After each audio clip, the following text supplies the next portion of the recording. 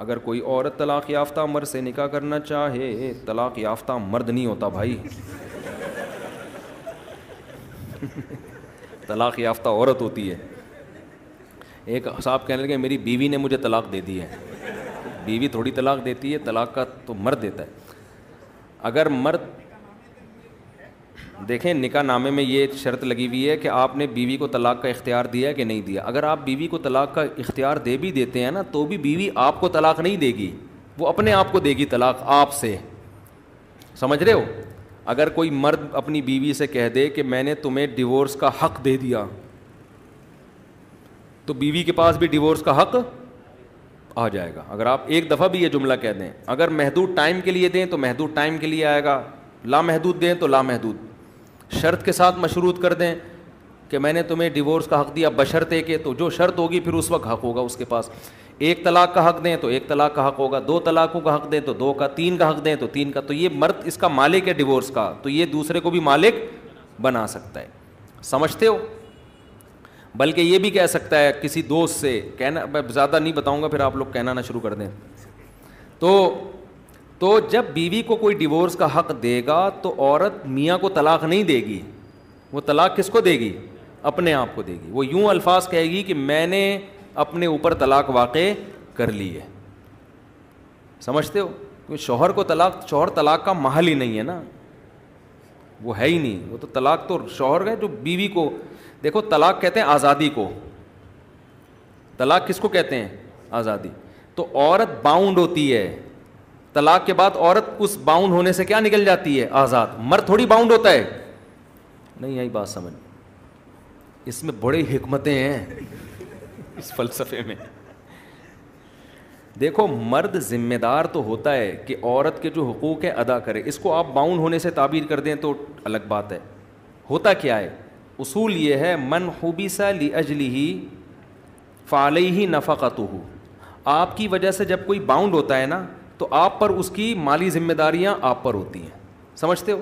جیسے کمپنی آپ کو لے گئی پروجیکٹ کے لیے، آپ کو لے گئی ساؤتھ افریقہ کے جنگل میں، یار پروجیکٹ بنانا ہے، تو جتنے ملازم ہیں وہ کمپنی کی وجہ سے باؤنڈ ہو گئے نا، تو ان کا کھانا پینا اس دوران کس کے ذمہ ہوگا؟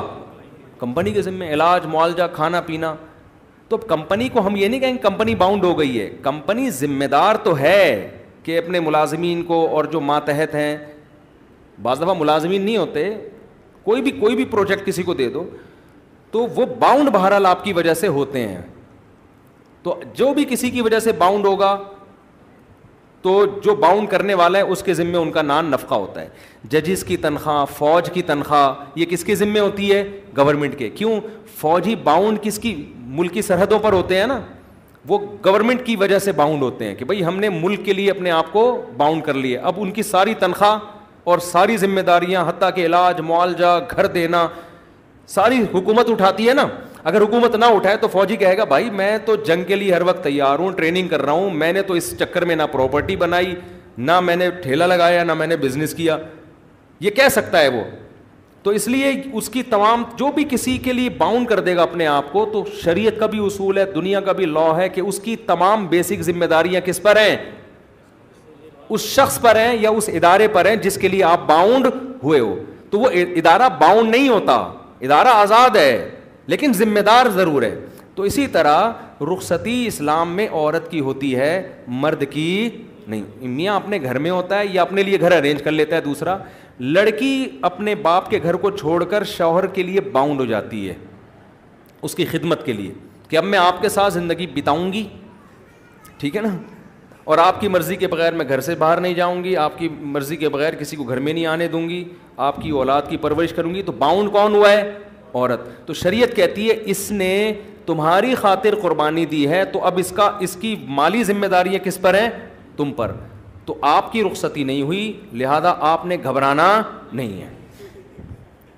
اسی وجہ سے ہم خواتین کو کہتے ہیں کہ شریعت میں عورت پر لازم ہے شوہر کی اطاعت کرے، شوہر پر بیوی کی اطاعت نہیں ہے. بیوی کے حقوق ہیں.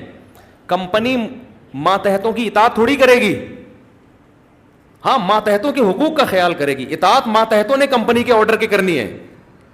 اب ایک پروجیکٹ دیا آپ کو، جاؤ یار جا کے یہ تعمیر کرو. اب وہ پروجیکٹ میں آپ کمپنی کی مانو گے نا، بھائی یہ یہاں کراؤ، یہ یوں کرو، یہ ایسے کرو، یہ ویسے کرو، آپ کو میں نہیں کر رہا ہوں. کہیں گے بھائی تمہیں کمپنی نے یہاں بھیجا ہے، تم کمپنی کی وجہ سے باؤنڈ ہوئے، تبھی کمپنی تمہاری تنخواہ بھی دے رہی ہے اور تمہارے سارے ذمہ داریاں بھی اٹھا رہی ہے.